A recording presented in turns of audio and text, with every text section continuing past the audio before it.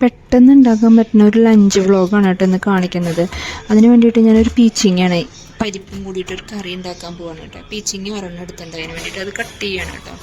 ഈ പീച്ചിങ്ങയും പരിപ്പും കറിയും ഞാനിതിൽ കൂടുതലായിട്ട് എക്സ്പ്ലെയിൻ ചെയ്തിട്ടില്ല, കാരണം ഇതിൻ്റെ വീഡിയോ ഞാൻ മുമ്പ് ഇട്ടിട്ടുണ്ട്, ഒരു വീഡിയോ ആയിട്ട് ഇട്ടിട്ടുണ്ട് ഈ കറിയുടെ. അത് താല്പര്യമുള്ളവർ ആ വീഡിയോ ഒന്ന് പോയി നോക്കിയാൽ മതി കേട്ടോ. അപ്പോൾ ആ കറി നന്നായിട്ട് അതിൽ പറയണുണ്ട്, എങ്ങനെയാണ് ഉണ്ടാക്കേണ്ടത് എങ്ങനെയാണെന്നൊക്കെ അതിൽ കറക്റ്റായിട്ട് പറഞ്ഞിട്ടുണ്ട് കേട്ടോ. ഒന്ന് പോയി കണ്ടാൽ മതി താല്പര്യമുള്ള ആൾക്കാർ. അല്ലാതെ പിന്നെ ഞാനിതിൽ ഉണ്ടാക്കുന്നത് മത്തങ്ങ കൊണ്ട് ഒരു മൊളൂഷി ഉണ്ടാക്കുന്നുണ്ട് കേട്ടോ. മൊളൂഷി എന്ന് പറഞ്ഞാൽ നമ്മൾ മഞ്ഞൾപ്പൊടിയും ഉപ്പും ഇട്ടിട്ട് മത്തങ്ങ കഷ്ണാക്കിയിട്ട് വേവിക്കണം, ഇത്തിരി വെള്ളം ഒഴിച്ചിട്ട്. എന്നിട്ട് കുക്കറിൽ വേണമെങ്കിൽ കുക്കറിൽ, മത്തങ്ങ വേഗം വേവണ കാരണം കുക്കറിൽ വേവിക്കണം നിർബന്ധമില്ല. ഞാൻ സാധാരണ ചട്ടിയിലിട്ടാണ് വേവിച്ചിരിക്കുന്നത് കേട്ടോ, ചീഞ്ചട്ടിയിലിട്ടിട്ട്.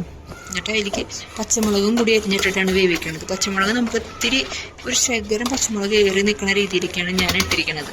അതാണ് അതിനൊരു ടേസ്റ്റ്. കാരണം മത്തങ്ങയുടെ മധുരവും പച്ചമുളകിൻ്റെ എരിവും കൂടിയാകുമ്പോൾ നന്നായിട്ട് നല്ല ടേസ്റ്റോടു കൂടി നമുക്ക് കഴിക്കാൻ പറ്റും ചോറുണ്ണാനായിട്ട്.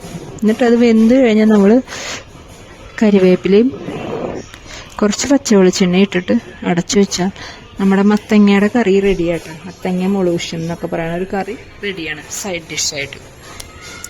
പീച്ചിങ്ങയുടെ കറി എന്ന് പറഞ്ഞാൽ പീച്ചിങ്ങയും പരിപ്പും കൂടിയിട്ട് ഉണ്ടാക്കണതായിരുന്നു.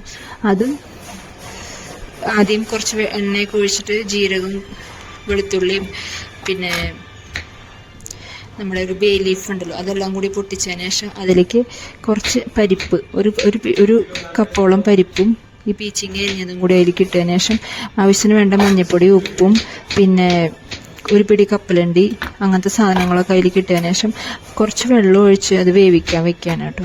വേവിക്കാൻ വെച്ചതിന് ശേഷം പിന്നെ അതിലേക്ക് ഒരു വറവ് ഇടണുണ്ട്. വറവ് തക്കാളിയും ജീരകവും പിന്നെ മല്ലിയിലയും അങ്ങനത്തെ കുറച്ച് കാര്യങ്ങളൊക്കെയാണ് ആ വറവിൽ വരുന്നത് കേട്ടോ. അപ്പോൾ അത് കൂടുതലായിട്ട് ഞാനിത് പറയണില്ല. അപ്പോൾ വീഡിയോ കണ്ടാൽ നിങ്ങൾക്ക് മനസ്സിലാവും കേട്ടോ. ചാനലിൽ കിടക്കുന്നുണ്ട്, കയറി കണ്ടാൽ മതി കേട്ടോ.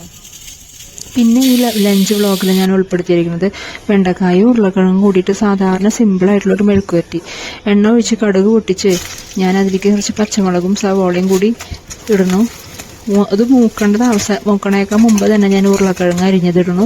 ഉരുളക്കിഴങ്ങ് മഞ്ഞൾപ്പൊടി ഉപ്പിട്ടിട്ട് അടച്ച് വെച്ച് വേവിക്കുന്നു.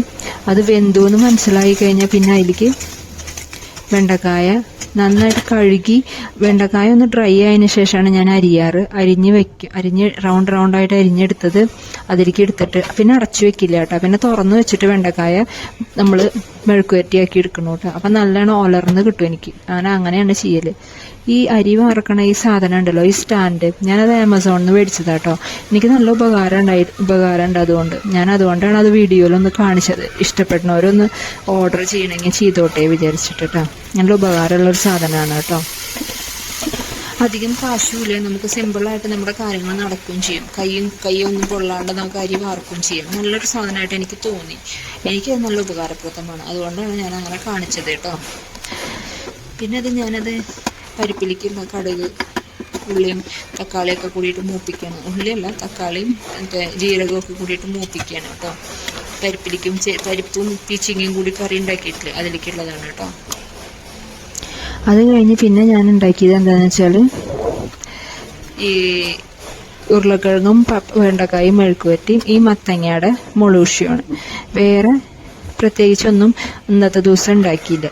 പപ്പടം കാച്ചിണ്ടായിരുന്നു, ഞാൻ പപ്പടം കാച്ചിയത് എടുത്തില്ല.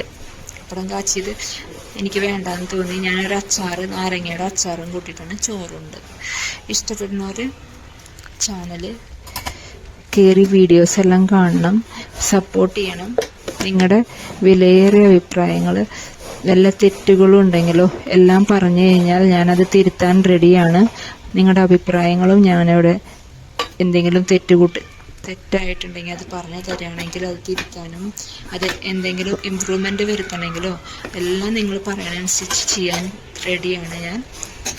അപ്പോൾ ചാനൽ കയറി കണ്ട് വീഡിയോസ് കണ്ട് സബ്സ്ക്രൈബ് ചെയ്യുക, സപ്പോർട്ട് ചെയ്യുക, ഷെയർ ചെയ്യുക.